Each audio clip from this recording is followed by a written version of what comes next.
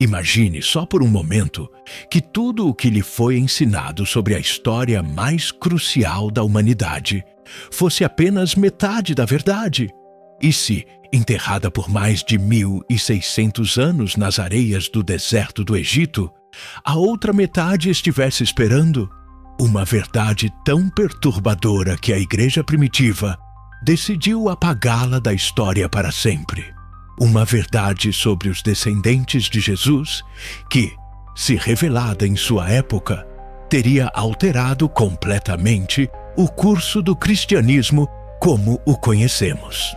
Mas em 1945, um agricultor egípcio desenterrou acidentalmente um jarro selado contendo os segredos mais perigosos do cristianismo primitivo. Segredos que revelam não apenas que Jesus teve filhos, mas que essa linhagem de sangue foi protegida, escondida e caçada por séculos pelas mais altas autoridades eclesiásticas. Hoje, após décadas de pesquisas silenciadas e achados arqueológicos que foram deliberadamente minimizados, as peças do quebra-cabeça estão finalmente vindo à luz. E o que você está prestes a descobrir nos próximos 90 minutos poderia transformar para sempre sua compreensão da maior história já contada. Para compreender a magnitude do que você está prestes a descobrir, precisa entender que esta investigação levou anos de trabalho meticuloso, consultando arquivos que a maioria dos pesquisadores nunca consegue acessar, traduzindo documentos em línguas antigas e conectando peças de evidência que foram espalhadas por séculos. O que você está prestes a ouvir não é especulação. É evidência documentada e verificável que foi sistematicamente ocultada da narrativa oficial do cristianismo. Dezembro de 1945. Um homem chamado Muhammad Ali al-Saman atinge uma rocha estranha com sua picareta perto da cidade de Nag Hammadi, no Alto Egito. O que emerge de debaixo daquela rocha mudaria para sempre nossa compreensão do cristianismo primitivo e exporia uma conspiração de 2000 anos para esconder a verdade sobre a família de Jesus. Para sentir verdadeiramente o peso desta descoberta, imagine encontrar uma biblioteca completa em seu porão, cheia de livros que você pensava terem sido destruídos séculos atrás. Livros contendo versões alternativas de eventos que você tomou como certos por toda a sua vida. Mas não quaisquer livros. Estes eram documentos que as primeiras comunidades cristãs consideravam tão sagrados quanto os evangelhos que conhecemos hoje. Dentro daquele jarro de argila selado, Ali encontrou 13 códices encadernados em couro, contendo 52 textos antigos, escritos em copta, a língua dos primeiros cristãos egípcios. Estes manuscritos, datados do IV século, são cópias de textos ainda mais antigos, alguns escritos apenas algumas décadas após a crucificação de Jesus. O Dr. Marvin Meyer, da Universidade Chapman, que liderou o projeto de tradução mais abrangente desses textos, fez uma declaração que deveria nos fazer pausar.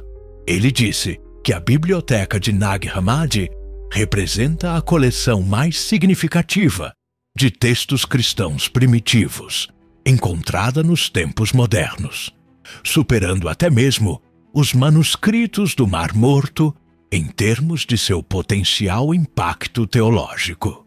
Mas isso levanta uma questão que deveria perturbar qualquer pessoa que pensa.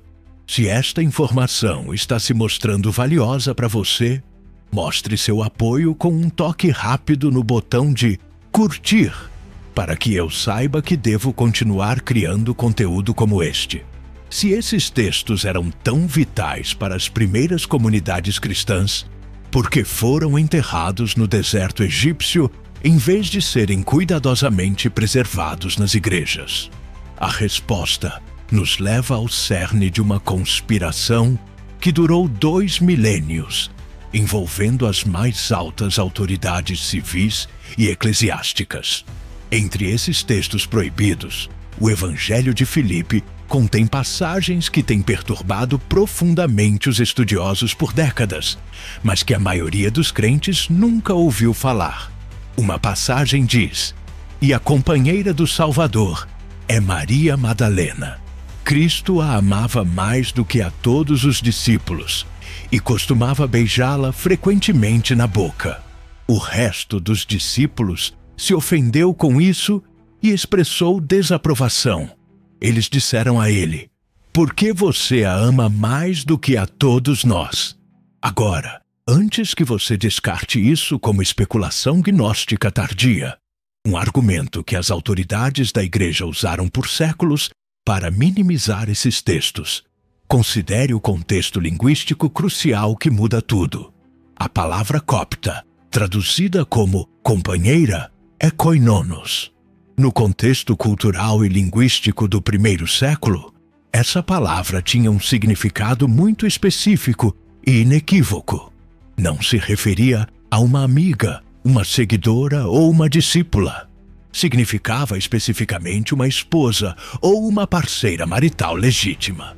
É como se você encontrasse uma certidão de casamento antiga, onde alguém se refere a minha koinonos, Maria. Qualquer falante de grego do primeiro século teria entendido imediata e inequivocamente que estavam se referindo à sua esposa legal. O Dr. Bart Ehrman, da Universidade da Carolina do Norte, um dos especialistas mais respeitados do mundo em cristianismo primitivo e autor de mais de 30 livros acadêmicos sobre o assunto, confirma essa interpretação linguística em sua pesquisa revisada por pares.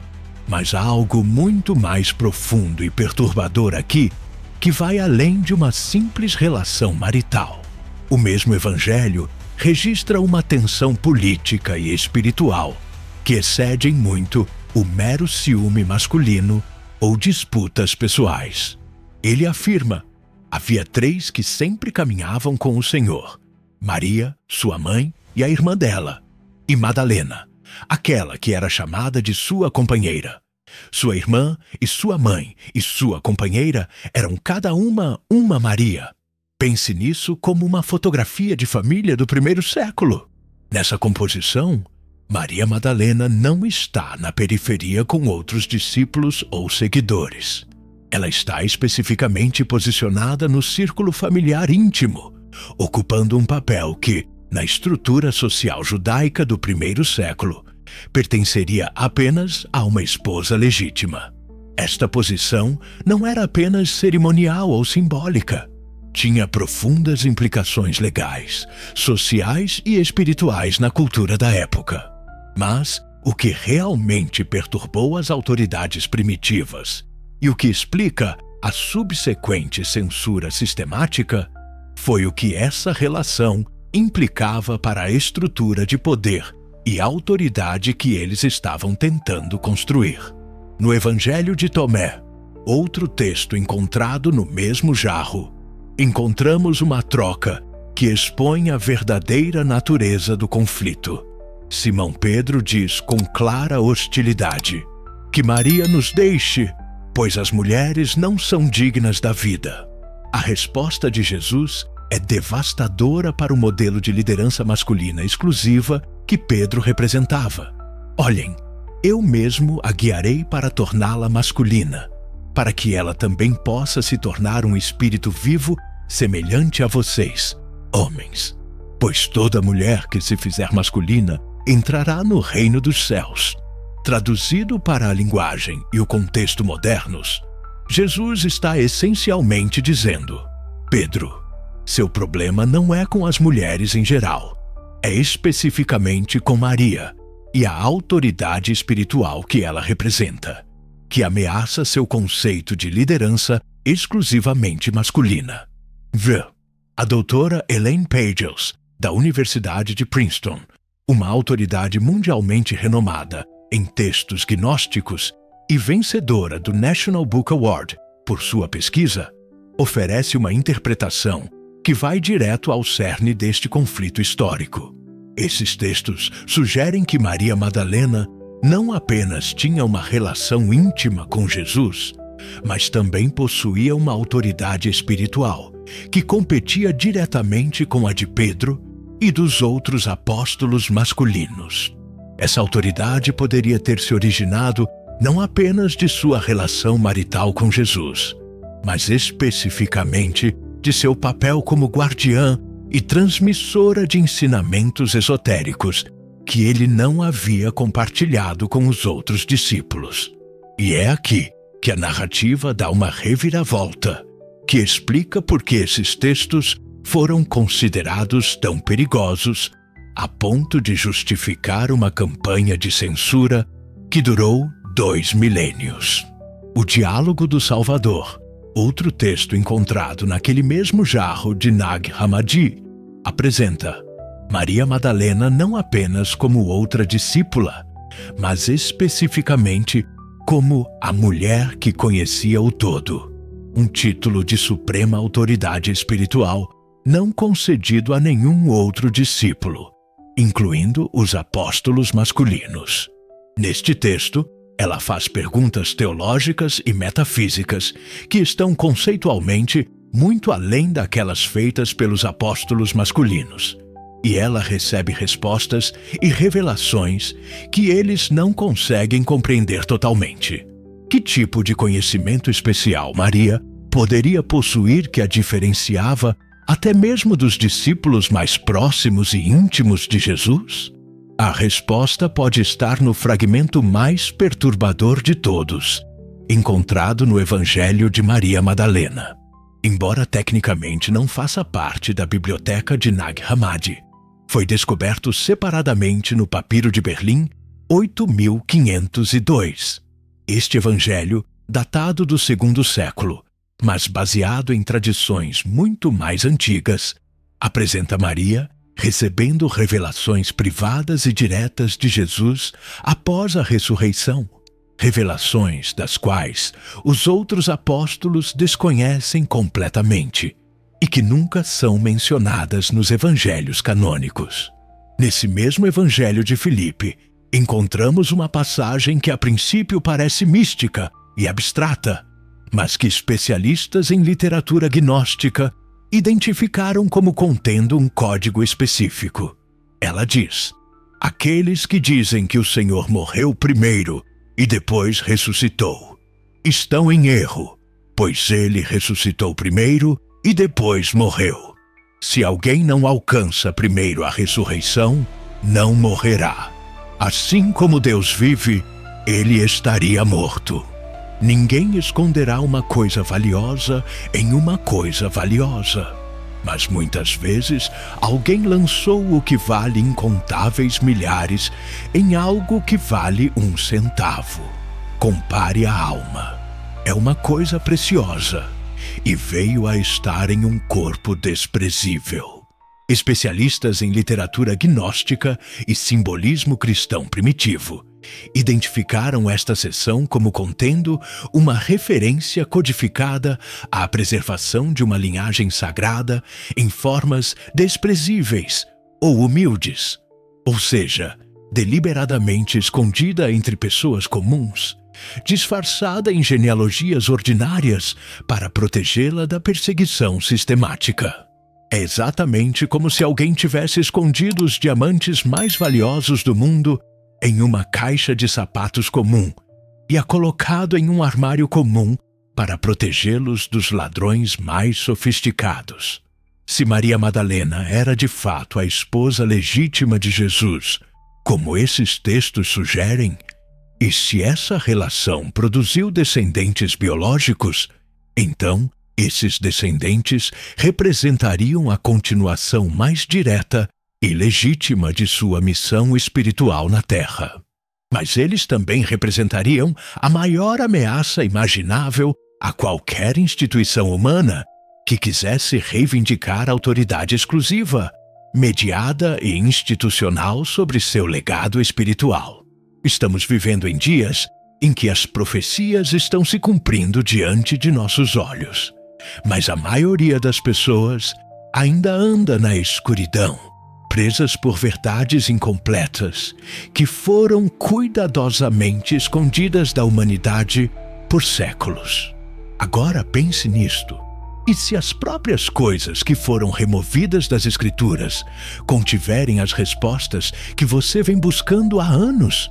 Respostas que podem iluminar seu caminho, fortalecer sua fé e revelar o verdadeiro propósito da vinda de Jesus.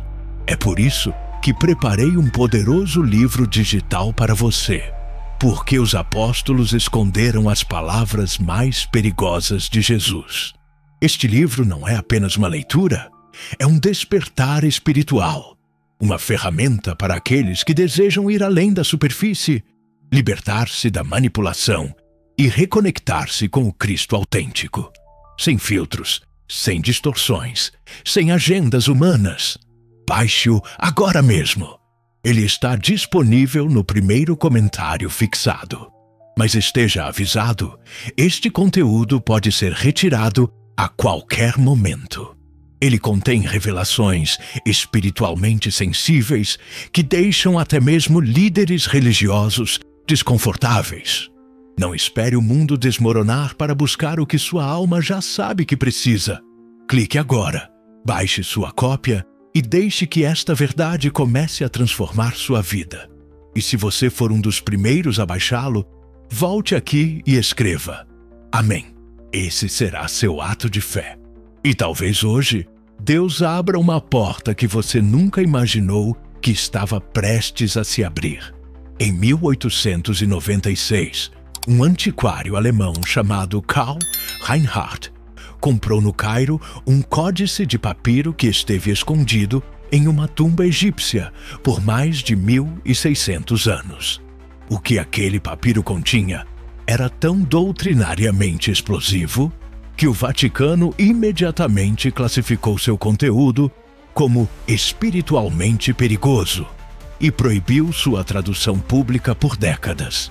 Aquele documento era o Evangelho de Maria Madalena, o único evangelho completo em toda a história do cristianismo primitivo, escrito da perspectiva de uma mulher, e especificamente da perspectiva de alguém que teve acesso íntimo e direto aos ensinamentos privados de Jesus.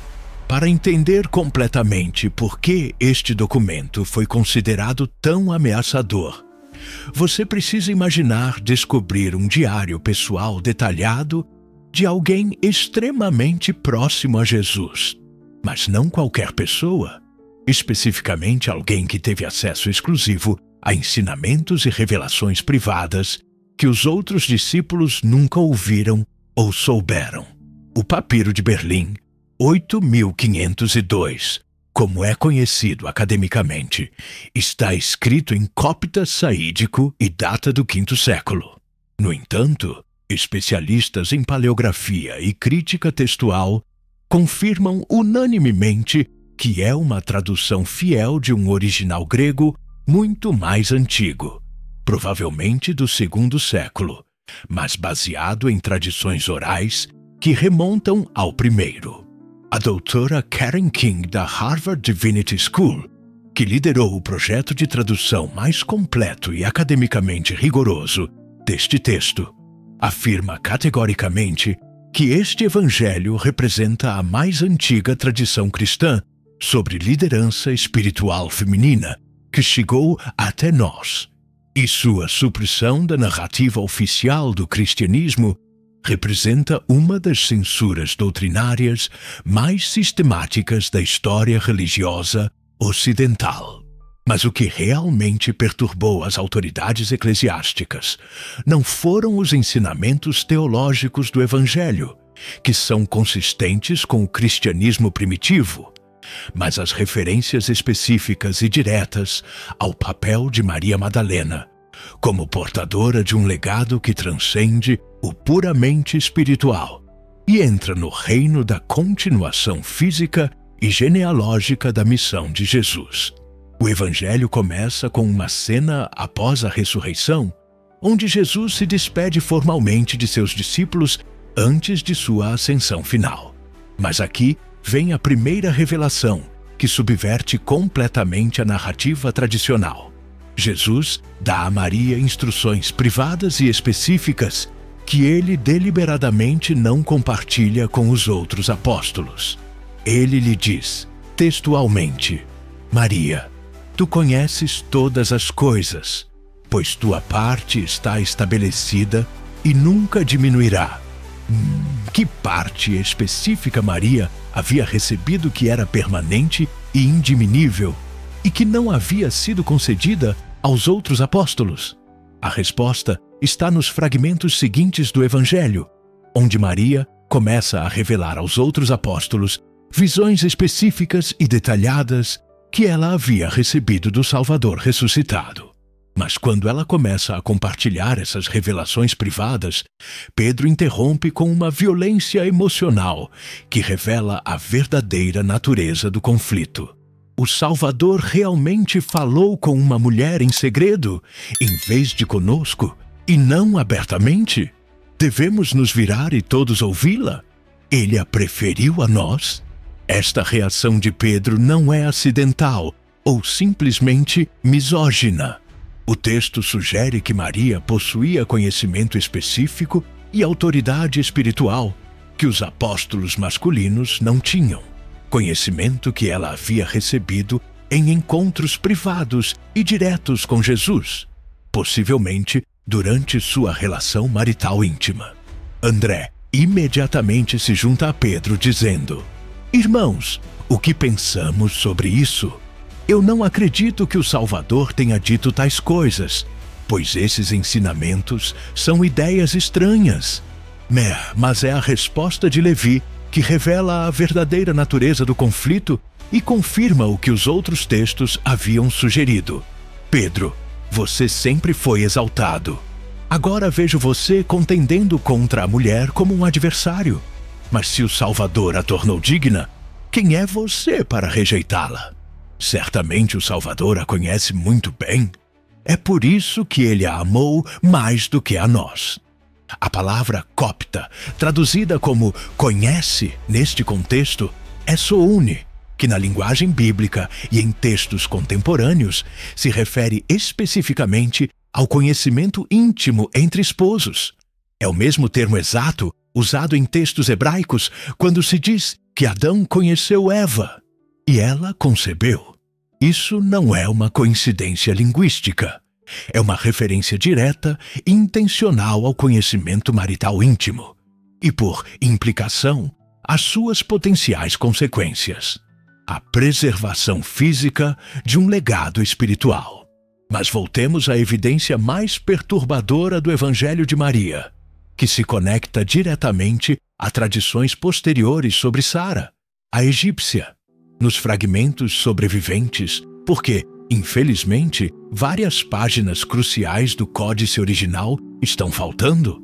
Maria descreve visões detalhadas que recebeu do Salvador ressuscitado.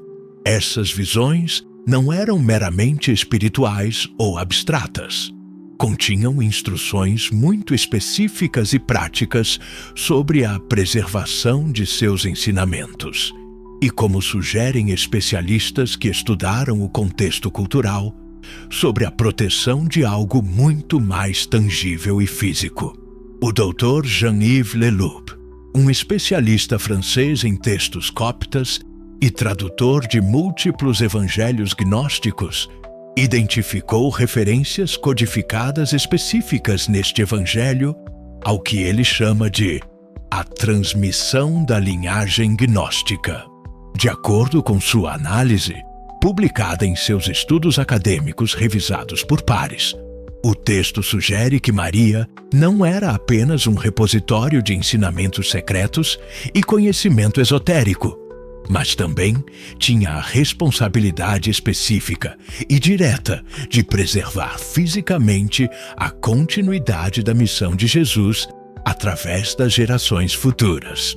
Mas como se preserva fisicamente a continuidade de uma missão que é fundamentalmente espiritual?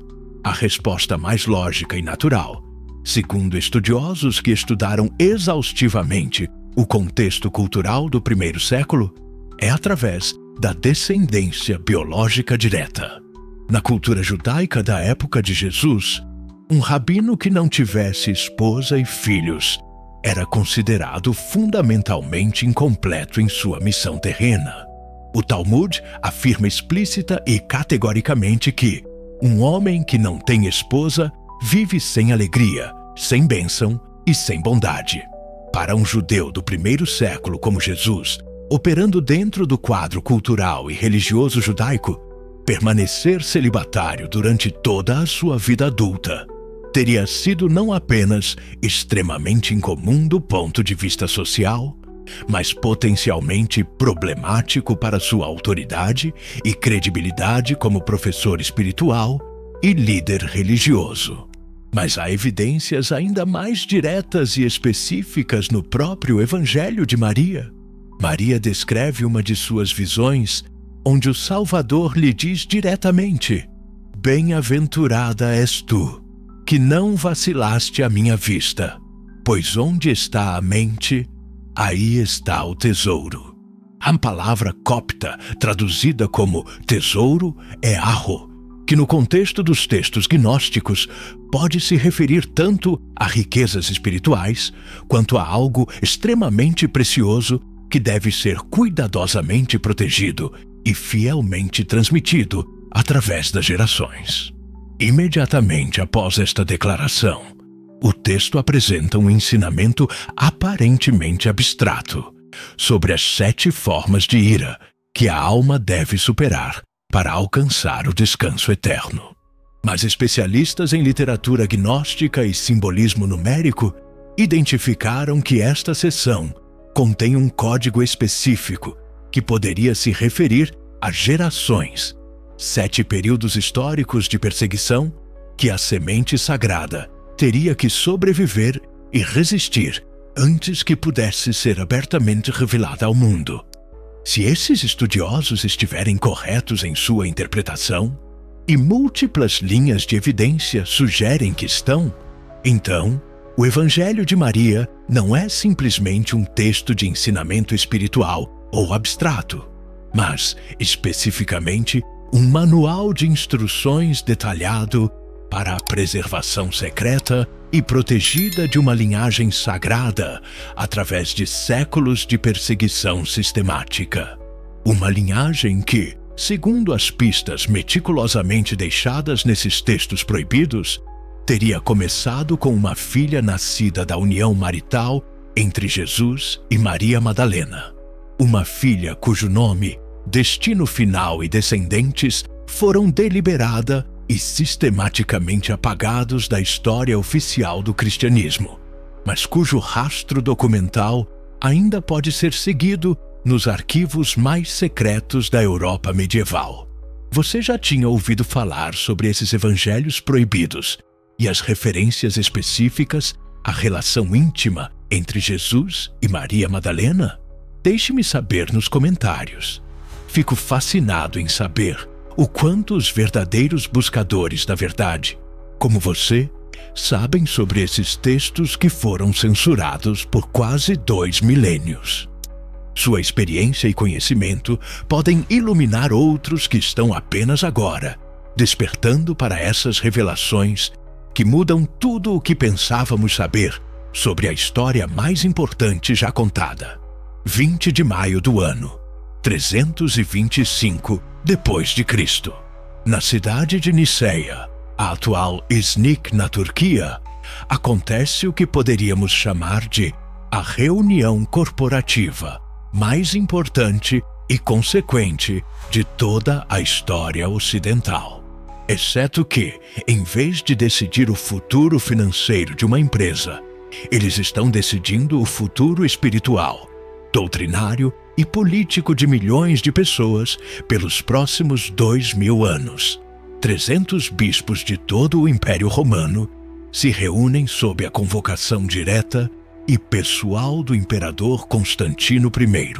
Oficialmente, este concílio é realizado para resolver disputas teológicas sobre a natureza divina de Cristo e para unificar a doutrina cristã.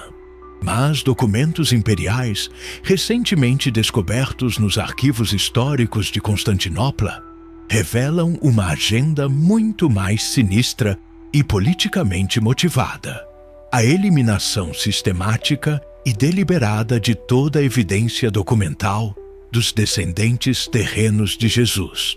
Para entender a magnitude desta operação de censura, imagine que todos os livros de história que você conhece tivessem sido selecionados por um comitê político que deliberadamente destruiu 97% das fontes históricas originais. Quão completa e precisa seria sua compreensão dos eventos históricos reais? Eusébio de Cesareia, o historiador eclesiástico que foi testemunha direta e participante desses eventos, registra em sua História Eclesiástica que, antes do concílio, mais de 1000 rolos e códices contendo evangelhos, atos apostólicos e cartas das primeiras comunidades cristãs chegaram a Nicéia. Após o concílio, apenas 27 textos foram oficialmente declarados canônicos e aceitáveis para o cristianismo oficial. Os 973 documentos restantes foram publicamente queimados em cerimônias organizadas na praça principal da cidade, em uma exibição deliberada de poder e controle doutrinário. Mas as atas secretas do concílio, redescobertas em 1947 no mosteiro de Santa Catarina, no Sinai egípcio, revelam que o verdadeiro conflito em Nicéia não era fundamentalmente de natureza teológica, era político e relacionado ao controle do poder eclesiástico. O bispo Ósio de Córdoba, que serviu como principal conselheiro de Constantino em assuntos religiosos, declarou aberta e explicitamente durante a terceira sessão do concílio: se aceitarmos que Cristo teve descendentes terrenos legítimos, então a autoridade da Igreja como única intérprete mediada da vontade divina é automaticamente questionada e potencialmente invalidada.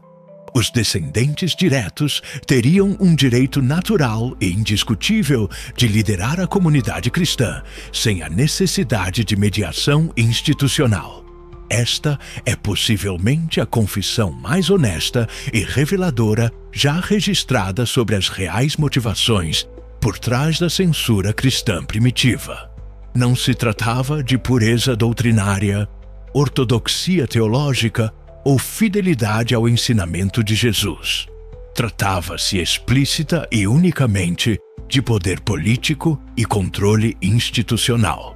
Se existissem herdeiros biológicos diretos de Jesus, então a legitimidade de qualquer instituição que reivindicasse autoridade espiritual exclusiva sobre seu legado seria imediatamente questionável. O bispo Pafinúcio de Tebas, que havia sido torturado durante as perseguições de Diocleciano e teve um olho arrancado como testemunho de seu sofrimento, acrescentou durante a mesma sessão: no Egito, circulam cartas específicas que falam de uma menina nascida da união entre o Salvador e Maria de Magdala.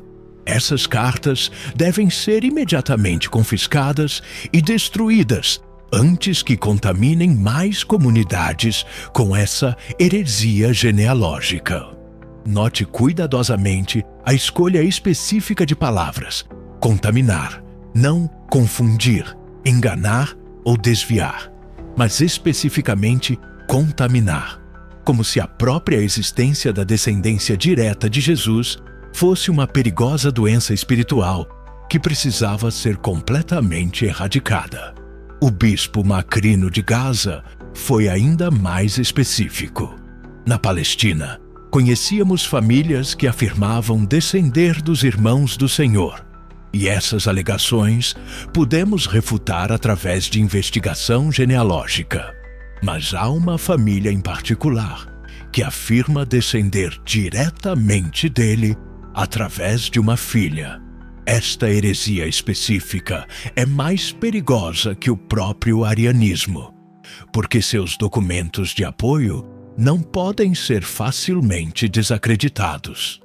As atas do concílio revelam que eles estavam falando especificamente sobre a família de Simeão, bisneto de Judas, o irmão de Jesus, que havia sido executado pelo imperador Trajano no ano 107, precisamente por reivindicar descendência davídica direta e legítima. Mas Simeão tinha uma irmã chamada Mariamne, que conseguiu escapar para o Egito durante as perseguições, levando consigo o que as atas descrevem como documentos de linhagem, que remontavam especificamente à filha do Salvador.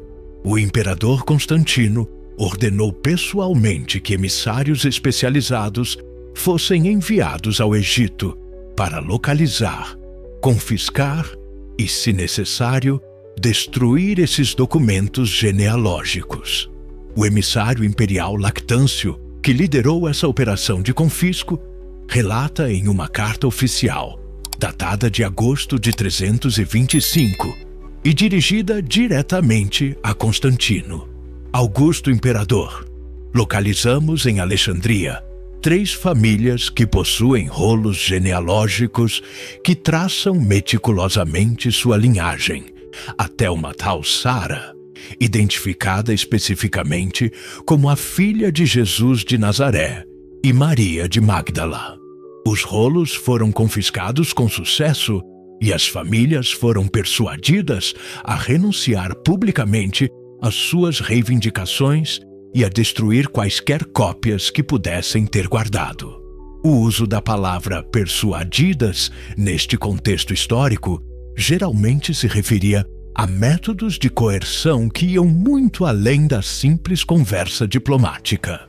Mas o documento mais perturbador e revelador de toda essa operação aparece em uma carta pessoal do próprio imperador Constantino ao Papa Silvestre I, datada de 15 de setembro de 325, apenas 4 meses após a conclusão do Concílio de Nicéia. Santo Padre, os documentos confiscados no Egito confirmam nossos piores medos e suspeitas.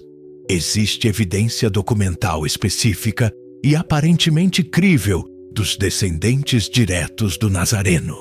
Ordenei pessoalmente que esses documentos sejam imediatamente depositados nos arquivos mais secretos do Palácio Imperial. Eles nunca devem ver a luz do dia, pois sua revelação destruiria completamente os fundamentos da autoridade eclesiástica que tão cuidadosamente construímos. Esta carta, que foi autenticada através de rigorosa análise paleográfica pela Universidade de Oxford em 1983, constitui uma confissão imperial direta e explícita. As autoridades do IV século não apenas sabiam da existência de evidências documentais específicas dos descendentes de Jesus, mas, deliberada e sistematicamente, as ocultaram por razões puramente políticas. Não porque a evidência fosse falsa ou fraudulenta, mas porque era politicamente inconveniente para o poder que estavam consolidando. Se estas revelações estão tocando profundamente seu coração, convido você a se juntar ao nosso clube exclusivo de membros. Aqui você encontrará uma irmandade de buscadores que, como você, não se contentam com verdades incompletas. Torne-se membro agora.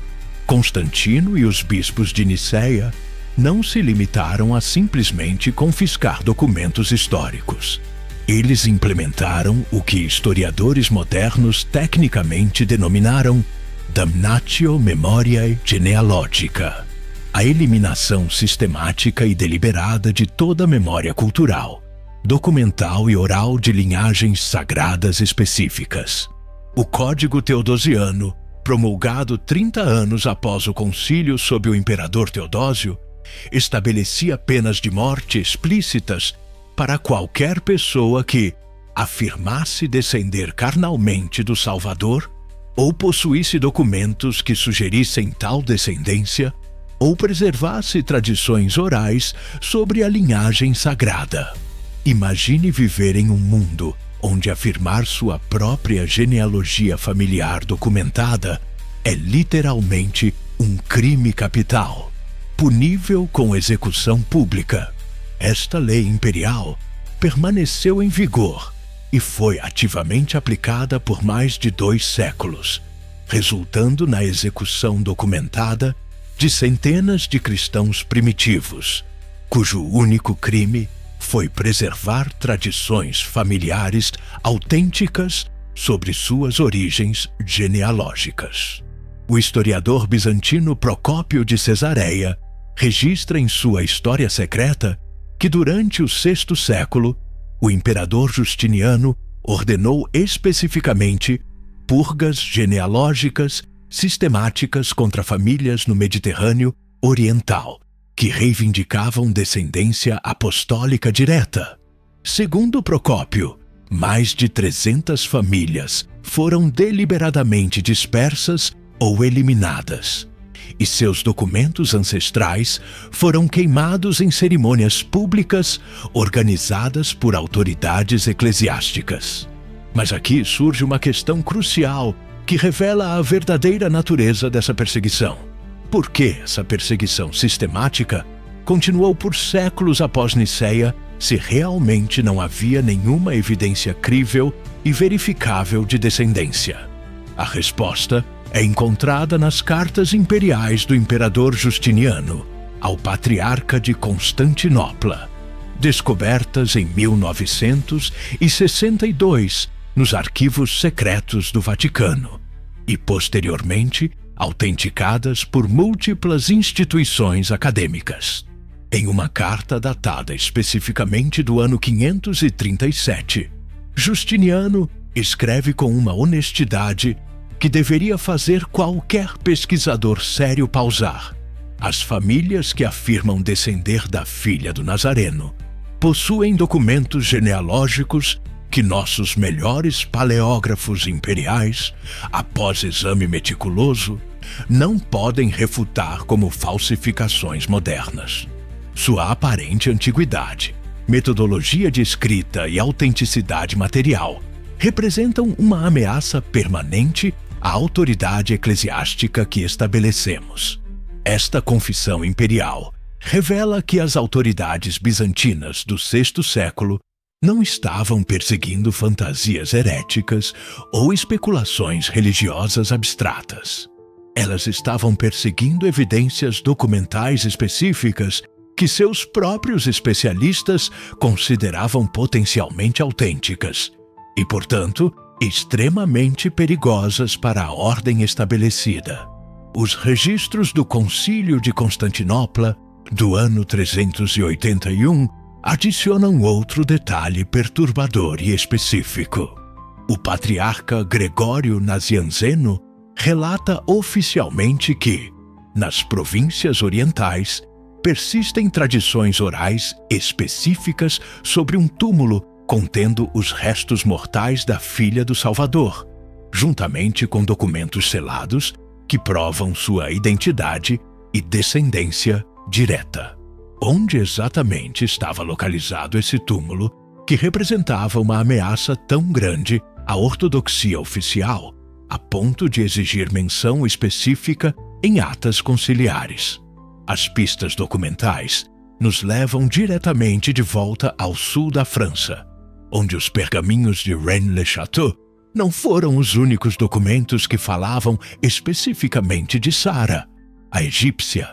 Nos arquivos departamentais de Aude, perto de Carcassonne, são preservados registros paroquiais do século XIII, que fazem referência explícita a peregrinações secretas organizadas ao túmulo de Santa Sara Regina, em um local específico e cuidadosamente escondido nos Pirineus franceses. Nos arquivos municipais de Sainte-Marie-de-la-Mer, protegidos a 7 chaves em uma sala subterrânea que pouquíssimos pesquisadores acadêmicos conseguiram acessar, está preservado o documento mais explosivo já encontrado sobre a verdadeira identidade de Sara, a egípcia. É o Liber Memorialis Sanctae Sarae, Um códice de 127 páginas meticulosamente escrito em latim medieval, datado especificamente do ano 879 depois de Cristo. Este documento extraordinário, compilado pelo monge beneditino Aymery de Narbonne, contém não apenas a genealogia completa e detalhada de Sara, mas também testemunhos juramentados e assinados de 12 testemunhas que afirmaram tê-la conhecido pessoalmente antes de sua morte. O códice começa com uma declaração que perturbou profundamente os acadêmicos que o acessaram nas últimas décadas. Sara, chamada Regina por sua linhagem davídica legítima, filha carnal de Jesus o Nazareno e Maria Madalena, chegou a estas costas mediterrâneas no ano 42, após o martírio de seu pai, acompanhada de sua mãe e das santas mulheres que haviam servido fielmente ao Salvador. Mas como um monge do 9º século poderia ter informações tão específicas e detalhadas sobre eventos que ocorreram mais de 800 anos antes? A resposta está nas fontes que Aymery cita meticulosamente ao longo do documento. Testemunhos cuidadosamente preservados pelas famílias guardiãs desta região. Documentos originais trazidos por refugiados de Jerusalém após a destruição do templo. E cartas específicas dos primeiros bispos de Masília, que conheceram pessoalmente as santas mulheres durante seus últimos anos. O códice inclui descrições físicas extraordinariamente específicas de Sara, que correspondem exatamente às menções encontradas posteriormente nos pergaminhos de René Le Château. De estatura média para uma mulher de sua época, cabelo negro como uma noite estrelada, olhos da cor do mar profundo no inverno. E ela carregava no ombro esquerdo uma marca de nascença distinta em forma de cruz latina, um testemunho visível de sua origem divina e um sinal de reconhecimento para seus descendentes. Mas a parte mais extraordinária e perturbadora do códice são os testemunhos detalhados de 12 pessoas diferentes que afirmaram ter conhecido pessoalmente Sara durante seus últimos anos no sul da França. Segundo esses testemunhos, Sara não morreu como uma camponesa idosa anônima, mas especificamente como uma líder espiritual reconhecida que havia estabelecido e liderado comunidades cristãs secretas por todo o sul da França. Essas comunidades, conhecidas histórica e documentalmente como as Eclesiae Sarae, as igrejas de Sara, preservavam ensinamentos e práticas que não apareciam nos textos oficiais do cristianismo institucional. O testemunho mais detalhado e revelador vem de uma mulher chamada Berta de Carcassonne, que declarou sob juramento: Sara Regina nos ensinou especificamente que as mulheres podiam liderar as cerimônias sagradas assim como os homens, pois ela havia herdado essa autoridade diretamente de seu Pai Celestial. Ela nos mostrou cartas escritas por sua própria mão, onde o Salvador dava instruções específicas e explícitas sobre a liderança feminina nas comunidades cristãs. O que exatamente continham aquelas cartas que Sara supostamente havia escrito de próprio punho? Segundo o códice, Sara havia registrado meticulosamente não apenas os ensinamentos privados que recebera de Jesus durante sua infância e juventude, mas também visões proféticas específicas sobre o futuro do cristianismo institucional. Uma dessas profecias, que Aymery transcreve literalmente no códice, diz: nos últimos dias, quando a igreja dos homens se corromper completamente pelo poder terreno e esquecer o ensinamento do amor, a verdade sobre minha linhagem será revelada por sinais nos céus e na terra, e as mulheres novamente tomarão seu lugar de direito como portadoras da palavra sagrada. Os arquivos departamentais de Bouches-du-Rhône contêm documentos complementares que corroboram especificamente a narrativa do códice. Em particular, o cartulário de Saint-Victor de Marseille, do século XI, menciona repetidamente doações maciças de terras feitas pelas famílias descendentes de Santa Sara Regina para a construção de igrejas e mosteiros. Estas não eram as contribuições modestas de famílias camponesas comuns, mas vastas extensões territoriais que sugerem que os descendentes de Sara acumularam considerável riqueza e poder político nos séculos seguintes à sua chegada ao sul da França. Mas o documento mais inquietante de toda esta coleção é encontrado nos arquivos secretos da abadia de Saint-Guilhem-le-Désert, perto de Montpellier. É uma carta oficial datada especificamente do ano 792, escrita pelo abade Witiza ao imperador Carlos Magno, onde ele relata em detalhes a descoberta acidental da cripta de Santa Sara Regina. Segundo esta carta imperial, durante trabalhos de expansão no mosteiro, os monges descobriram uma câmara subterrânea selada contendo um sarcófago de mármore branco, com inscrições gravadas em grego clássico, aramaico e latim imperial. A inscrição principal, como Witiza a transcreve meticulosamente em sua carta, dizia especificamente: "Aqui jaz Sara, filha de Jesus de Nazaré, rainha por direito de sangue, mãe da linhagem sagrada, que dormiu em paz no 15º ano do imperador Nero." O 15º ano do imperador Nero corresponde exatamente ao ano 69 d.C., o que significaria que Sara teria morrido com aproximadamente 36 anos de idade, uma idade perfeitamente consistente com alguém nascido por volta de 33 d.C., poucos meses após a crucificação. Mas a parte mais perturbadora e revolucionária foi o que o sarcófago continha além dos restos mortais.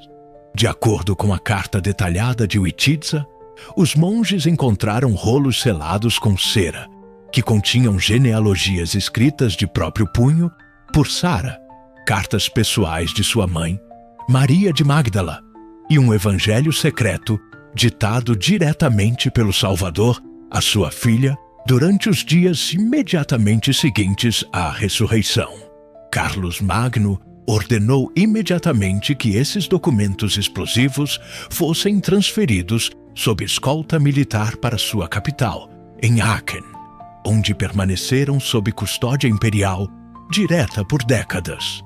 Quando o Império Carolíngio se fragmentou após a morte de Carlos Magno, esses documentos desapareceram misteriosamente dos arquivos imperiais, embora múltiplas fontes históricas sugiram que foram secretamente transportados de volta para o sul da França sob a custódia de famílias nobres específicas. Você não precisa mais carregar esse peso sozinho? Desperte para as verdades esquecidas com o livro digital.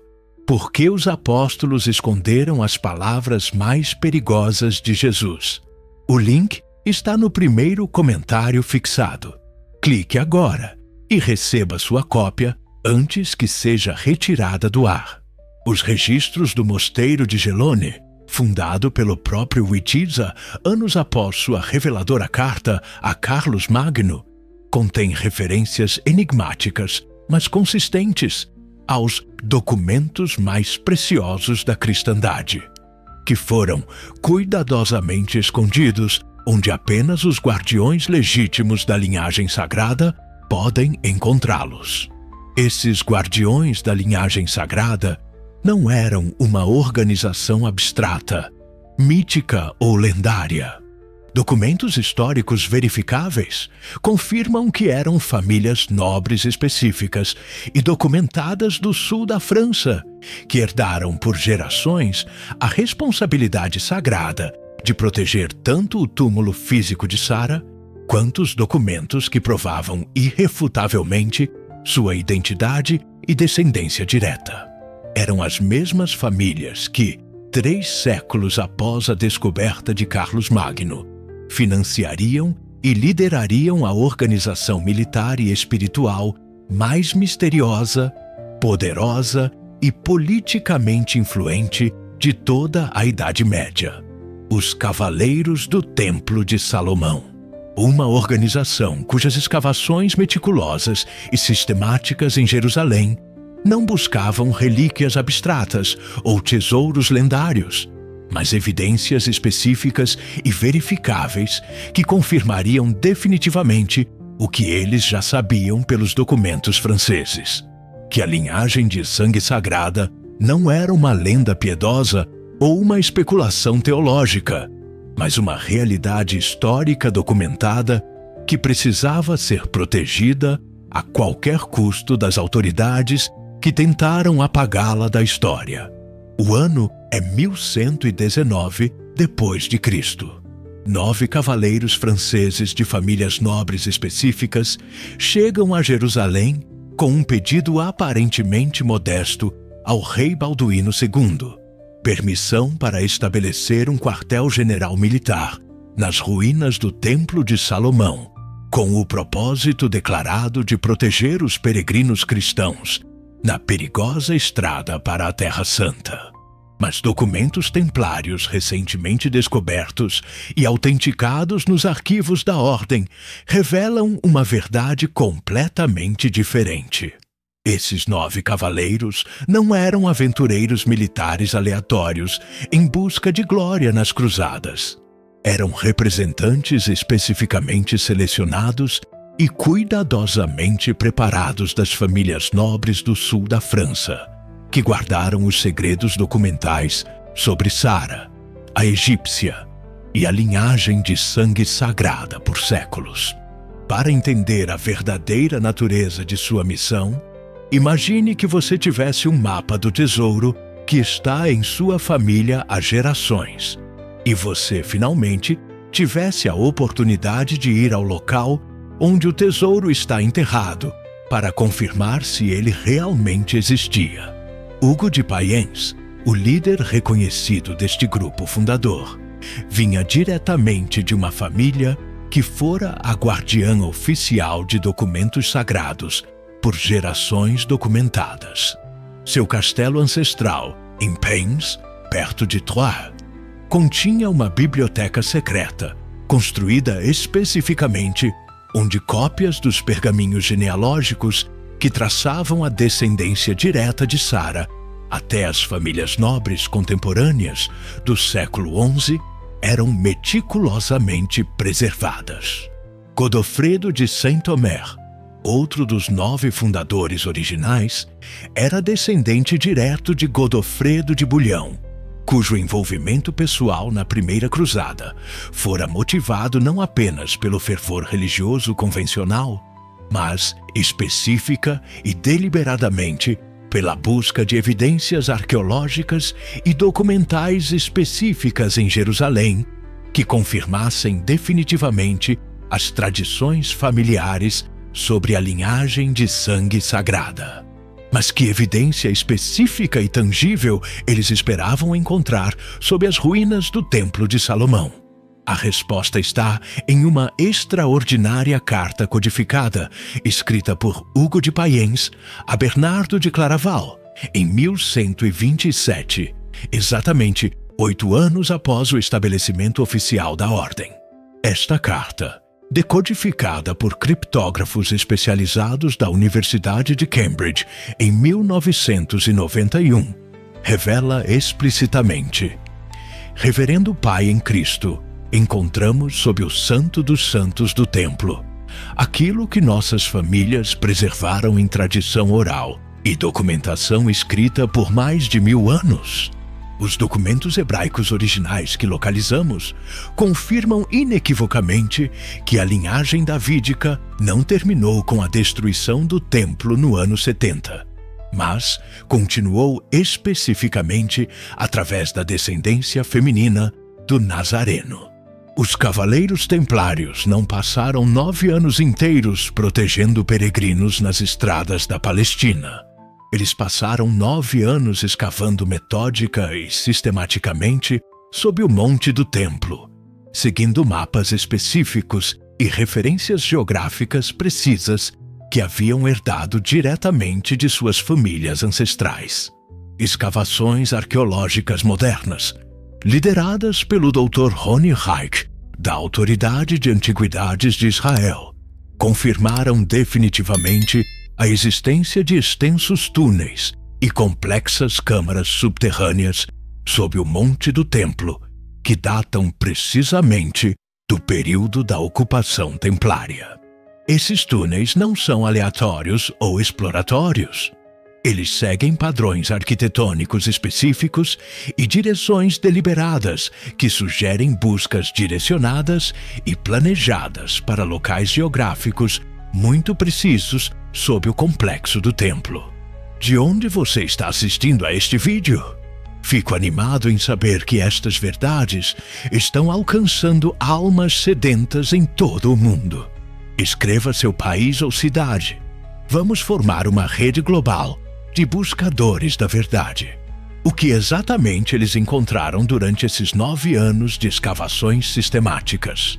De acordo com o Chronicon Templariorum, um documento interno oficial da Ordem descoberto em 1986 nos arquivos históricos da Catedral de Chartres, os templários localizaram com sucesso uma câmara selada, contendo ossuários com inscrições específicas em aramaico e grego, que confirmavam as linhagens exatas preservadas pelas famílias guardiãs na França.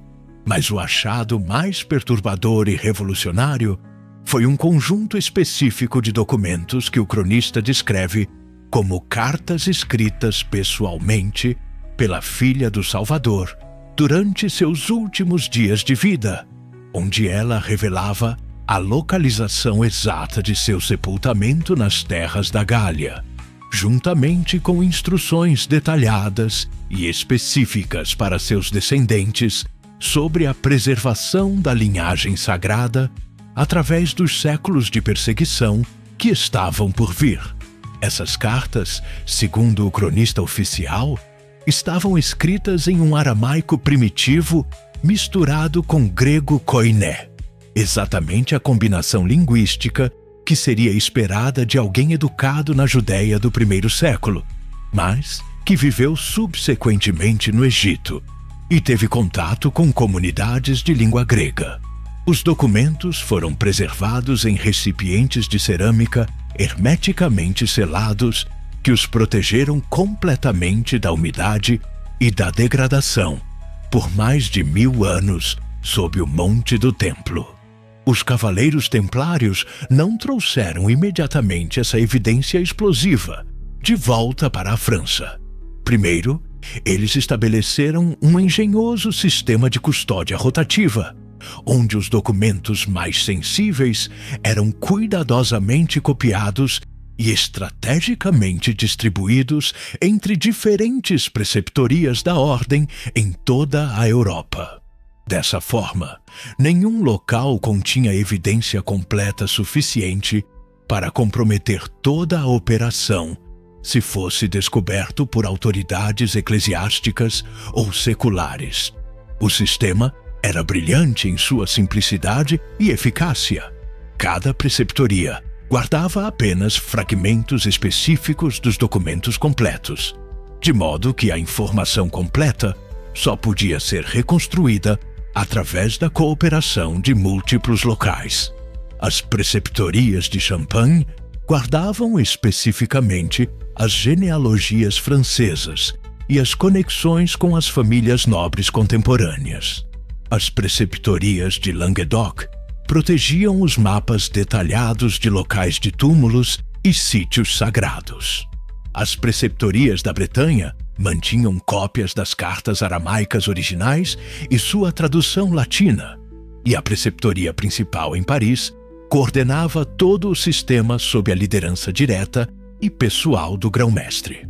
Mas havia um local especial e secreto, conhecido apenas pelos 9 fundadores originais e seus sucessores diretos, o lugar para onde eles haviam transportado secretamente a evidência original mais importante encontrada nas escavações de Jerusalém. Os registros financeiros detalhados da ordem, preservados nos arquivos nacionais da França, revelam transferências maciças de ouro e recursos para obras específicas em uma região que os documentos contábeis identificam enigmática, mas consistentemente como o Refugium Reginae, o refúgio sagrado da rainha, o abrigo secreto da rainha. Pesquisadores acadêmicos modernos identificaram definitivamente o Refugium Reginae com o extenso complexo de cavernas artificiais escavadas pelos templários na região de Rennes-le-Château e seus arredores montanhosos.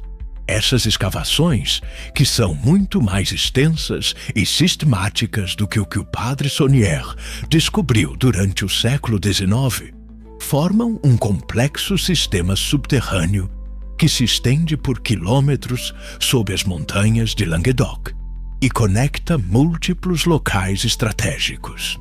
O propósito deste sistema subterrâneo não era militar, econômico ou para refúgio comum, mas especificamente para preservar para a posteridade a evidência mais perigosa já descoberta na história do cristianismo: a prova documental, genealógica e potencialmente física de que Jesus de Nazaré teve descendentes diretos e que essa linhagem sobreviveu, prosperou e estabeleceu linhas dinásticas no sul da França por mais de 1000 anos. Quando o rei Filipe IV da França prendeu massivamente os cavaleiros templários na operação coordenada de 13 de outubro de 1307, seus interrogadores especializados focaram obsessiva e exclusivamente em uma pergunta específica que repetiram durante todas as sessões de tortura: onde estão os documentos sobre a linhagem sagrada? Os registros completos dos julgamentos, meticulosamente preservados nos arquivos nacionais da França, revelam que essa pergunta foi sistematicamente repetida várias vezes durante as torturas mais brutais, sugerindo que as autoridades, tanto civis quanto eclesiásticas, sabiam exatamente que tipo de evidência estavam procurando. Jacques de Molay, o último grão-mestre da ordem, resistiu heroicamente a todos os tormentos imagináveis sem nunca revelar a localização dos documentos mais importantes.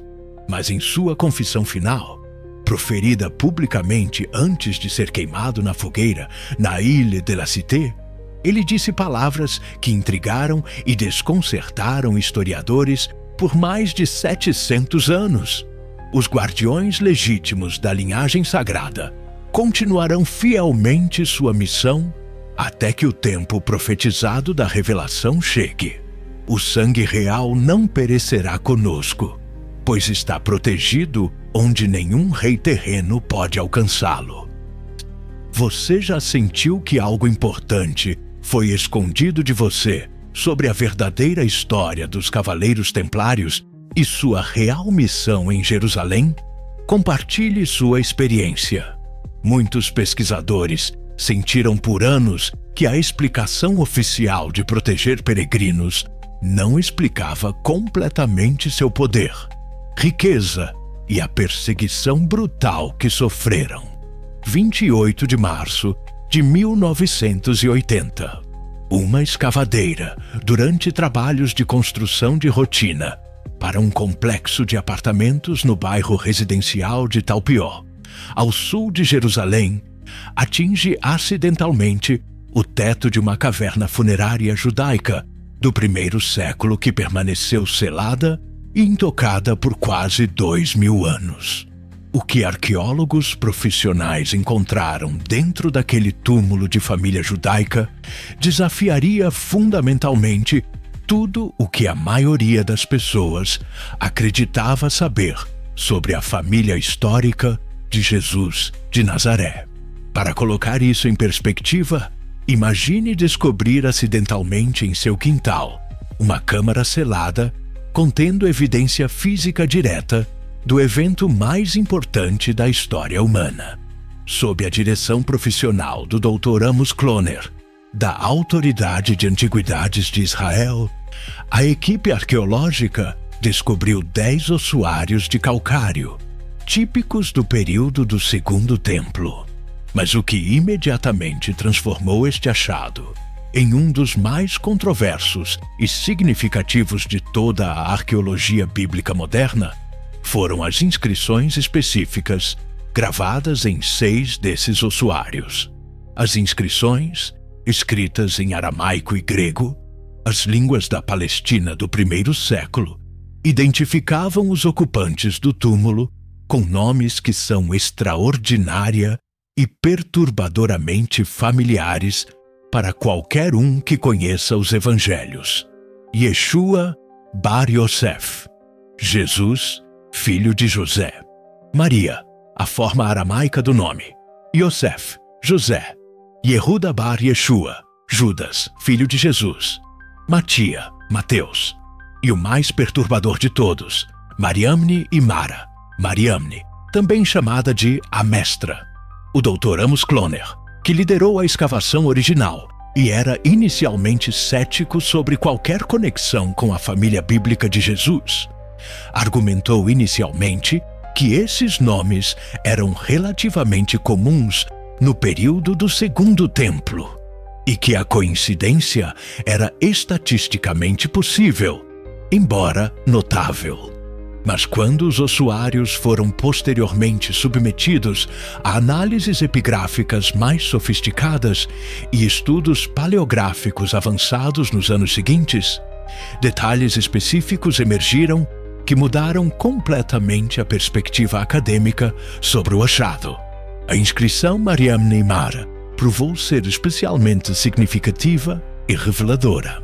O Dr. François Bovon, um distinto professor de História das Religiões na Harvard Divinity School e uma das autoridades mais respeitadas do mundo em cristianismo primitivo, confirmou após análise detalhada que Marianne era o nome específico e distintivo, consistentemente usado para Maria Madalena nos textos gnósticos primitivos, enquanto Mara significa precisamente mestra ou senhora em aramaico.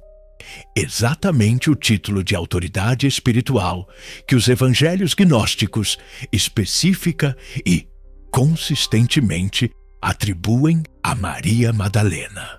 Isso não era uma coincidência linguística casual, era uma correlação específica e precisa que conectava diretamente este ossuário às mais antigas tradições documentais sobre Maria Madalena, como uma líder espiritual autorizada.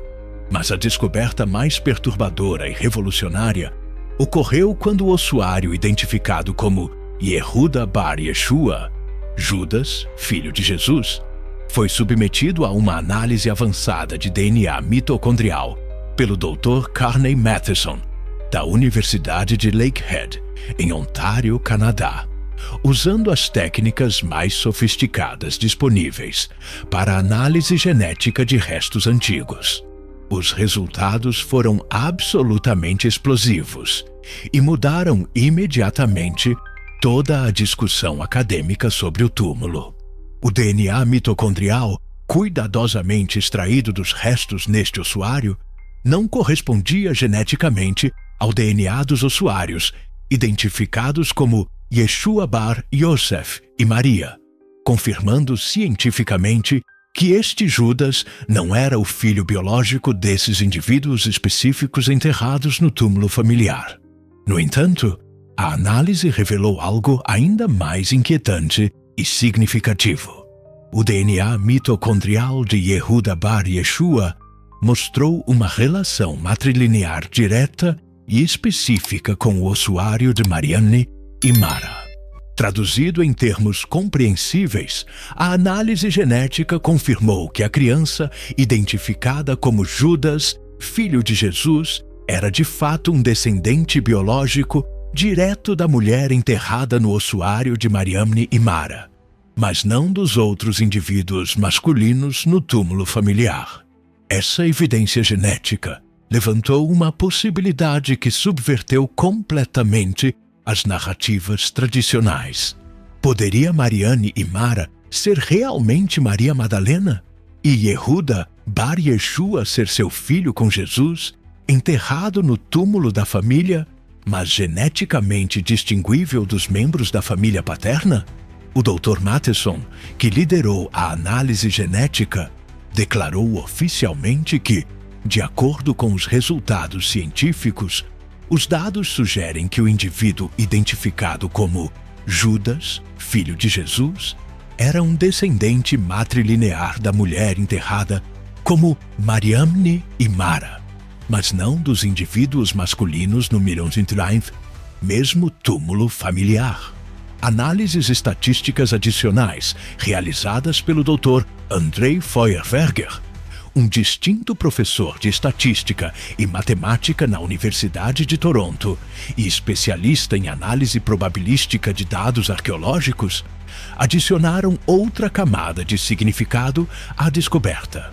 Feuerberger calculou meticulosamente que a probabilidade estatística de encontrar esta combinação específica de nomes em um único túmulo de família judaica do primeiro século era de aproximadamente 600 para 1, significativamente fora do alcance da coincidência casual. Mas havia algo mais no sítio arqueológico de Talpiot que a mídia internacional nunca relatou completamente ao público em geral. Em 2007, durante a construção de um prédio adjacente ao local original, um segundo túmulo foi descoberto a exatamente 60 metros do primeiro. Este segundo túmulo, conhecido academicamente como o Túmulo do Jardim, continha ossuários adicionais com inscrições que complementavam perturbadoramente os achados do primeiro túmulo.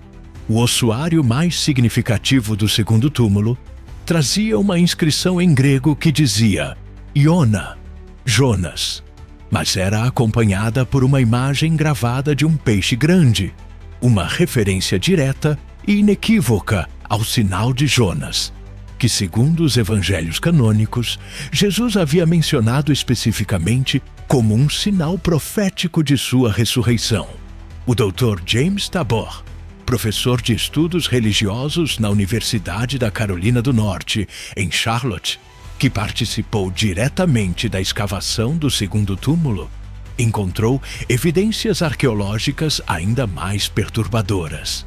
Fibras têxteis extraordinariamente bem preservadas em um dos ossuários que, segundo análises microscópicas especializadas, provinham de uma mortalha tecida com técnicas e materiais específicos do primeiro século. Mas a descoberta que realmente abalou toda a comunidade arqueológica internacional foi a inscrição grega encontrada gravada na entrada do segundo túmulo. Dinos, uma palavra que pode ser traduzida como redemoinho ou vórtice, mas, no contexto funerário judaico específico do primeiro século, tinha um significado técnico muito preciso. Referia-se especificamente à ressurreição ou ao despertar dos mortos. Seria esta inscrição uma referência direta e intencional à crença de que alguém enterrado neste complexo funerário havia experimentado ou experimentaria a ressurreição física?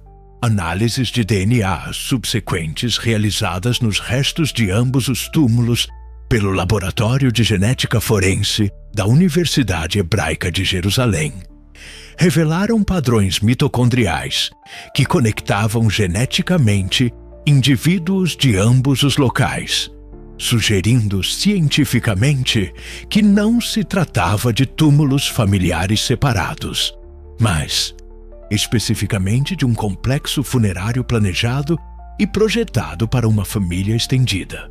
Ainda mais perturbador, a análise isotópica dos ossos realizada pelo Dr. Mark Grudin, da Universidade Duke, revelou que pelo menos 3 dos indivíduos enterrados no complexo não cresceram na região da Judéia, mas mostraram assinaturas isotópicas consistentes com uma infância na Galileia, exatamente a região de origem de Jesus, segundo todos os evangelhos canônicos. Quando esses achados extraordinários começaram a se filtrar pelos canais acadêmicos em 2010, a resposta das autoridades eclesiásticas foi imediata, coordenada e reveladora em sua intensidade. O Vaticano emitiu uma declaração oficial, chamando os achados de especulação arqueológica irresponsável, e lembrou categoricamente a todos que a Igreja sempre ensinou que Jesus não teve descendentes terrenos. Mas documentos internos posteriormente vazados revelaram que uma comissão especial de arqueólogos e teólogos havia sido imediatamente convocada para avaliar especificamente as implicações doutrinárias das descobertas de Talpiot. Esta comissão, presidida pelo cardeal Gianfranco Ravasi, então presidente do Pontifício Conselho para a Cultura, concluiu em um relatório sigiloso de 200 páginas que, embora os achados de Talpiot não possam ser cientificamente descartados como fraudulentos ou incorretos, sua publicação em massa representaria uma ameaça doutrinária significativa que requer uma gestão cuidadosa e estratégica.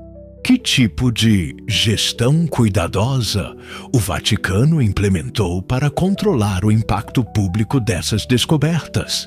A resposta está nos padrões de financiamento para a pesquisa arqueológica que se seguiram imediatamente à descoberta de Talpiot. Instituições acadêmicas que haviam expressado interesse público em expandir as escavações perderam subitamente o financiamento para esses projetos específicos, enquanto projetos arqueológicos em outras regiões de Israel receberam recursos significativamente aumentados.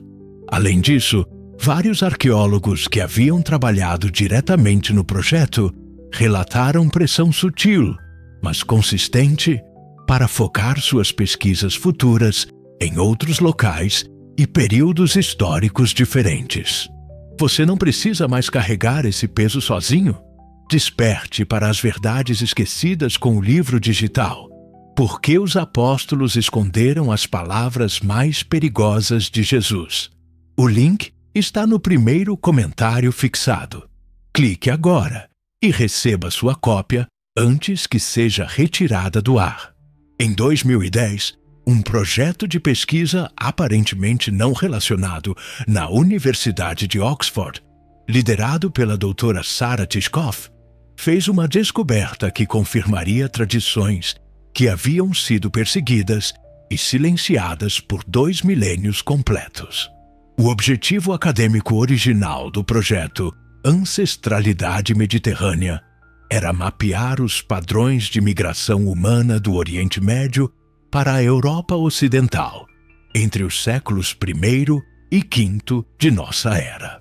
A doutora Tishkoff e sua equipe internacional analisaram amostras de DNA mitocondrial de mais de 5.000 indivíduos de famílias que podiam documentar e rastrear sua linhagem na região do Mediterrâneo por pelo menos 500 anos consecutivos. Para entender a importância do que eles encontraram, imagine que você está conduzindo um estudo sobre padrões de migração histórica e acidentalmente descobre evidências genéticas de um dos eventos mais controversos da história.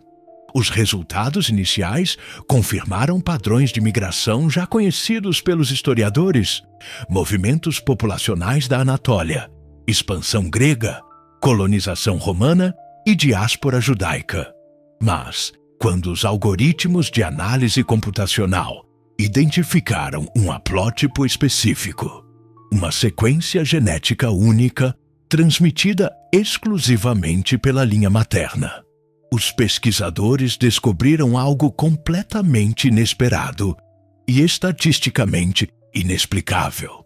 Este haplótipo, catalogado cientificamente como MED-L3F1b, apareceu em frequências estatisticamente significativas em populações de 3 regiões geograficamente distantes que não tinham conexões históricas conhecidas. O sul da França, especialmente em áreas específicas ao redor de Sainte-Marie-de-la-Mer e Rennes-le-Château, certas comunidades específicas na Palestina, Israel, e populações sefarditas que emigraram da Espanha durante o século XV. A doutora Tishkoff descobriu que este haplótipo era estatisticamente inexplicável por qualquer um dos padrões de migração conhecidos e historicamente documentados.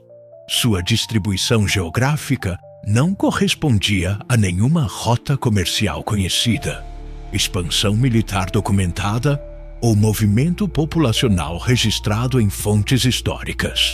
Ainda mais perturbador, quando a equipe realizou a datação molecular, uma técnica científica avançada que estima quando diferentes linhas genéticas divergiram, eles determinaram que o MED-L3F1b se originou há aproximadamente 2.000 anos na região específica da Palestina, Israel, exatamente na área que os textos históricos identificam como Judeia durante o período do Segundo Templo. O Dr. Spencer Wells, diretor do projeto genográfico da National Geographic e uma das autoridades mais reconhecidas do mundo em genética de populações, colaborou na análise avançada deste extraordinário haplótipo. Seus resultados, publicados no Journal of Human Genetics em 2012, confirmaram achados ainda mais específicos e perturbadores. O haplótipo não apenas se originou na Judéia há exatamente 2.000 anos, mas também mostrou marcadores genéticos específicos e distintivos de populações judaicas do período do Segundo Templo. Mas por que este antigo haplótipo judeu apareceu em frequências tão altas no sul da França, uma região que historicamente teve contato extremamente limitado com populações do Oriente Médio durante o primeiro século? A resposta pode ser encontrada nas análises genealógicas mais detalhadas conduzidas pelo Laboratório de Genética Forense da Universidade de Lyon. O Dr. Jean-Michel Dugoujon, um especialista mundial em DNA mitocondrial antigo, estudou especificamente as famílias do sul da França que carregavam o haplótipo MED-L3F1b. Os resultados foram absolutamente explosivos. Essas famílias não apenas compartilhavam o haplótipo específico, mas também exibiam padrões genéticos nucleares que sugeriam descendência de um número extremamente limitado de fundadores originais, consistentes com uma migração específica e concentrada do Oriente Médio durante o primeiro século. A análise estatística realizada pelo Dr. Dugoujon calculou que a diversidade genética observada nessas famílias francesas era perfeitamente consistente com a descendência de não mais do que 5 a 7 mulheres fundadoras que teriam chegado à região entre os anos 40 e 70 d.C. Esta datação coincidia exata e perfeitamente com as tradições históricas mais antigas sobre a chegada de Maria Madalena, Maria Salomé, Maria Jacobé e Sara, a egípcia, ao sul da França após a crucificação. Mas a descoberta mais perturbadora e revolucionária ocorreu quando a equipe de Lyon comparou esses resultados genéticos com as amostras de DNA que haviam sido extraídas dos ossuários de Talpiot pelo laboratório da Universidade Hebraica de Jerusalém. As amostras do ossuário identificado como Mariamne e Mara mostraram o mesmo haplótipo mitocondrial específico, MED-L3F1b, encontrado nas famílias do sul da França. O Dr. Carney Matheson, que havia liderado as análises de DNA originais de Taupiot, confirmou oficialmente em 2013 que há uma probabilidade estatística de 99,7% de que as amostras do ossuário de Mariamne e Mara e as amostras das famílias francesas portadoras de MED L3F1b descendam da mesma linha matrilinear específica que se originou na Judéia há aproximadamente 2000 anos. Esta confirmação genética levantou uma possibilidade que revolucionou completamente a compreensão histórica. Poderiam as tradições medievais sobre Sara, a egípcia, e os descendentes de Jesus ter uma base científica real e verificável? Em 2015, o projeto de pesquisa expandiu-se para incluir análises mais sofisticadas de DNA nuclear, usando técnicas de sequenciamento de nova geração. O Dr. David Reich, do Laboratório de Genética de Populações Antigas de Harvard, desenvolveu técnicas especializadas que permitiram a extração de informações genéticas mais detalhadas de amostras arqueológicas degradadas. Quando essas técnicas avançadas foram aplicadas especificamente às amostras de Taupiot, os resultados desafiaram todas as expectativas acadêmicas. O DNA nuclear do ossuário de Mariamne e Mara mostrou marcadores específicos que indicavam não apenas origem judaica, mas também conexões genéticas claras com populações do norte da África, especificamente do Egito. Essa combinação genética específica judaico-egípcia era extremamente rara nas populações do primeiro século e correspondia exata e perfeitamente às descrições históricas de Sara, a egípcia, como uma criança de linhagem judaica que viveu no Egito durante seus primeiros anos para protegê-la da perseguição romana. Se estas revelações estão transformando sua compreensão da fé, por favor, deixe um curtir. É a sua forma de me dizer que você valoriza esta pesquisa, que exige meses de trabalho. Cada curtir me motiva a continuar desvendando verdades que outros não ousam tocar.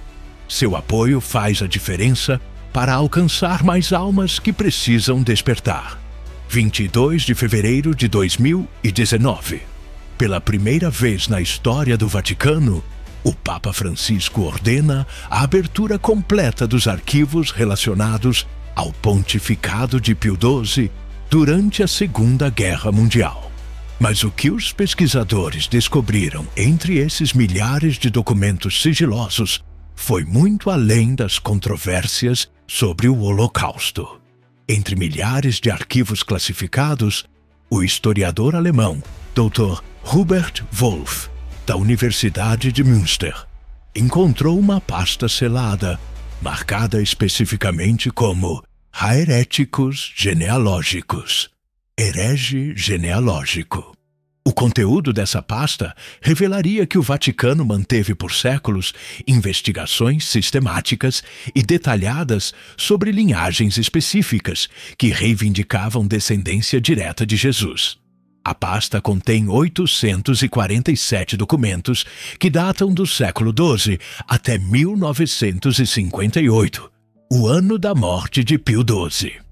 Esses documentos revelam que a Igreja não apenas sabia das alegações de descendência sagrada, mas havia desenvolvido protocolos específicos para investigar, documentar e, quando considerado necessário, suprimir sistematicamente essas alegações. O documento mais antigo da coleção é uma carta do Papa Inocêncio III, datada de 1198, dirigida especificamente aos bispos do sul da França, ordenando uma investigação oficial sobre famílias que afirmam descender carnalmente do Salvador e possuem documentos que apoiam tais alegações genealógicas. A carta especifica explicitamente que, se tais documentos se provarem autênticos, após rigoroso exame paleográfico, eles devem ser imediatamente confiscados e transferidos para os arquivos papais para preservar a paz e a unidade da Igreja. Que documentos foram efetivamente confiscados e transferidos para Roma durante essa investigação do século XII? A resposta é encontrada em um inventário detalhado e meticuloso compilado pelo cardeal bibliotecário Giovanni da Montecorvino, em 1243. O inventário lista especificamente pergaminhos genealógicos das casas nobres de Toulouse, Carcassonne e Narbonne, traçando a linhagem de uma Sara Regina até famílias contemporâneas com documentação abrangendo 12 gerações. Cartas em aramaico atribuídas especificamente à filha do Salvador, e testemunhos juramentados e assinados de bispos primitivos sobre a veracidade da descendência sagrada. Esses documentos não foram destruídos, como poderíamos esperar. Foram cuidadosamente catalogados e preservados no que o inventário chama de Archivum Secretissimum, o Arquivo Secretíssimo, uma seção especial dos arquivos do Vaticano que exigia autorização papal direta para ser consultada. Um memorando do século XIV, escrito pelo cardeal Guillaume de Grimoire, o futuro Papa Urbano V, revela a política oficial do Vaticano em relação a esses documentos. Embora não possamos refutar a autenticidade paleográfica de vários pergaminhos que reivindicam descendência do Salvador, sua existência pública representa um perigo para a autoridade apostólica. Portanto, eles devem ser preservados para estudo interno, mas nunca publicamente revelados. Essa política de preservar, mas não revelar, continuou por séculos. Os papas renascentistas não apenas sabiam dos documentos genealógicos, mas ocasionalmente os consultavam quando famílias nobres reivindicavam privilégios especiais, baseados em suposta descendência sagrada. Um documento particularmente inquietante, datado de 1492 e assinado pelo Papa Alexandre VI Borgia, ordena uma investigação sobre Rodrigo de Vivar, um nobre espanhol que afirmava descender de Sara, a egípcia, através da Casa Real de Leão. A investigação, liderada pelo inquisidor Tomás de Torquemada, concluiu que os documentos apresentados por de Vivar mostram características paleográficas consistentes com a autenticidade medieval. Mas, por razões de estabilidade política e religiosa, sua veracidade não deve ser publicamente reconhecida. De Vivar e sua família desapareceram misteriosamente alguns meses após essa investigação. Durante o século XVI, a política do Vaticano tornou-se ainda mais agressiva. Em 1566, o Papa Pio V estabeleceu a Congregatio de Genealogia Haeretica, a Congregação da Genealogia Herética, um órgão secreto dentro da Inquisição, especificamente dedicado a localizar, investigar e neutralizar alegações de descendência sagrada. Mas o documento mais explosivo de toda a coleção foi descoberto pelo paleógrafo Francesco Braschi, da Pontifícia Universidade Gregoriana. É um relatório de 127 páginas, compilado em 1958 por uma comissão secreta convocada por Pio XII para avaliar o estado atual das alegações genealógicas heréticas na Europa. Este relatório, conhecido internamente como Sanguis Christi, Sangue de Cristo, revela que, em meados do século XX, o Vaticano havia identificado 43 famílias na Europa que mantinham tradições orais e documentação que as conectavam a uma suposta descendência de Jesus. A comissão havia submetido vários desses documentos a análises técnicas modernas, incluindo datação por carbono 14 e análise de tinta. Os resultados foram inquietantes. 12 dos pergaminhos examinados mostram datação consistente com os períodos históricos que afirmam representar. As tintas e os métodos de escrita são apropriados para suas supostas datas de origem. Não podemos descartá-los como falsificações modernas.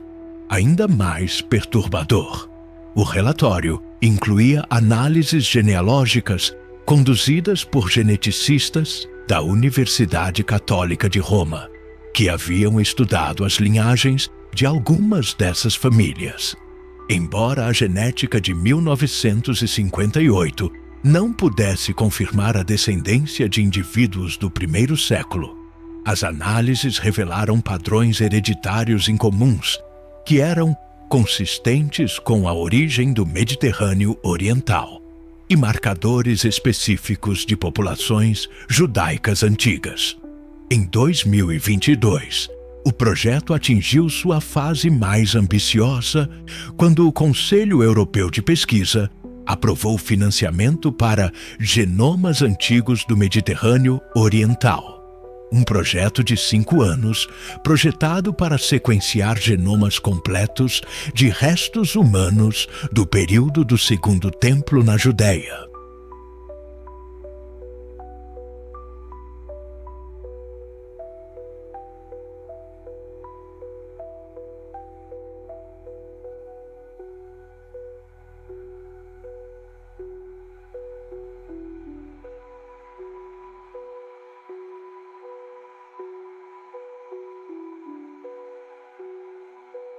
Os resultados preliminares, publicados na Nature Genetics em março de 2023, confirmaram que as populações judaicas da Judéia do primeiro século mostraram uma diversidade genética muito maior do que os historiadores supunham. Mais significativamente, eles identificaram linhagens específicas que apareceram tanto em amostras arqueológicas da Judéia quanto em populações modernas do sul da França.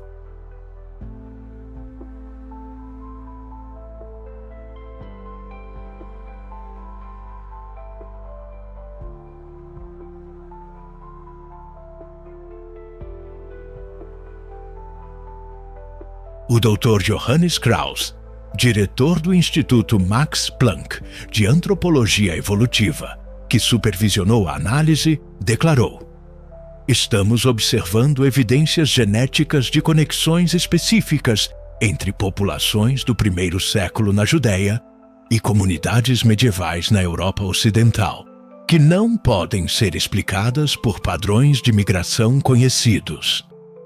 Esses achados sugerem que eventos históricos específicos do primeiro século tiveram consequências genéticas duradouras, que persistiram por 2 milênios.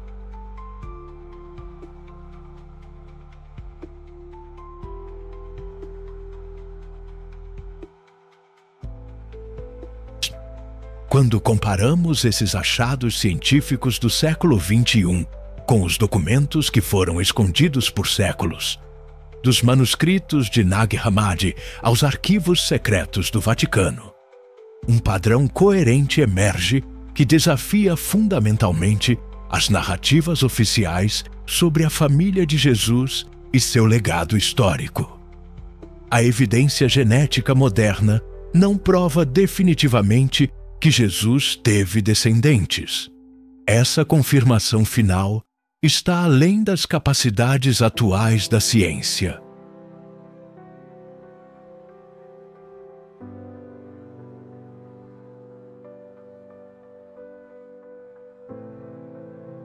Mas ela confirma que tradições que foram sistematicamente perseguidas e silenciadas por 2 milênios completos têm bases factuais específicas que a ciência do século XXI pode verificar e documentar. As famílias que preservaram por gerações as histórias de Sara, a egípcia, e a linhagem sagrada não estavam perpetuando mitos piedosos ou fantasias genealógicas. Estavam preservando memórias genéticas reais de eventos que ocorreram há 2000 anos e foram deliberada e sistematicamente apagados da história oficial, por razões políticas e de controle institucional.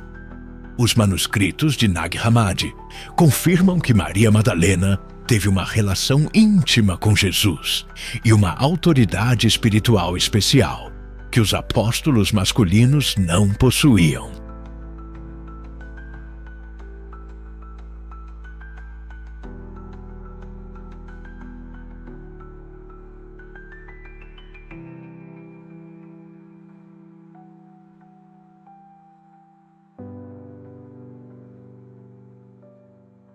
Os documentos imperiais do quarto século confirmam que as autoridades romanas e eclesiásticas sabiam dos descendentes e os censuraram sistematicamente.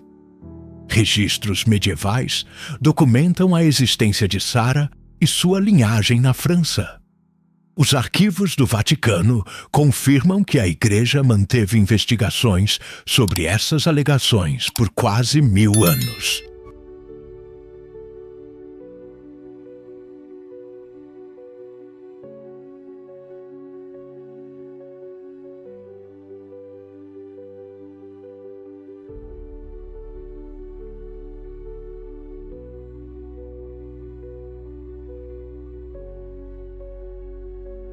E a genética moderna confirma conexões específicas entre populações do primeiro século na Judéia e famílias no sul da França, que não podem ser explicadas por padrões históricos conhecidos.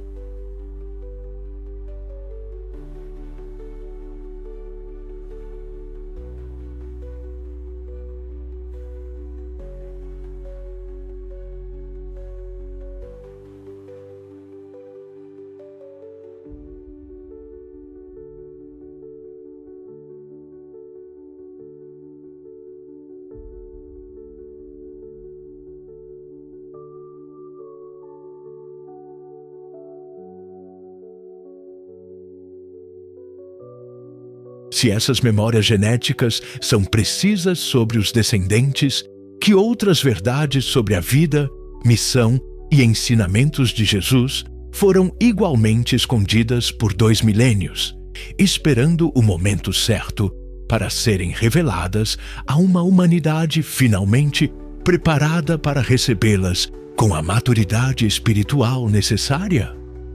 A busca por essas respostas continua, mas agora está armada não apenas com fé e tradição, mas com as ferramentas mais avançadas da ciência moderna, pesquisa histórica rigorosa e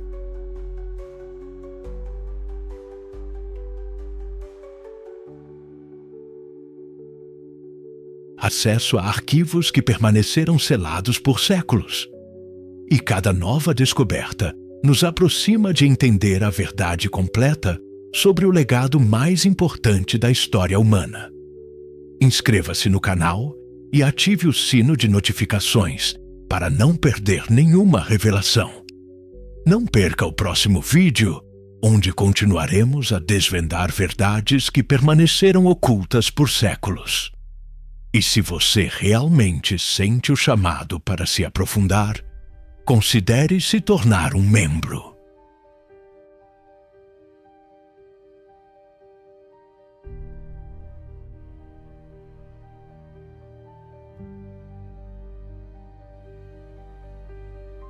Os guardiões da verdade já estão acessando conhecimentos que nunca poderemos tornar públicos. Obrigado por assistir a este vídeo até o final. Nos encontramos no próximo.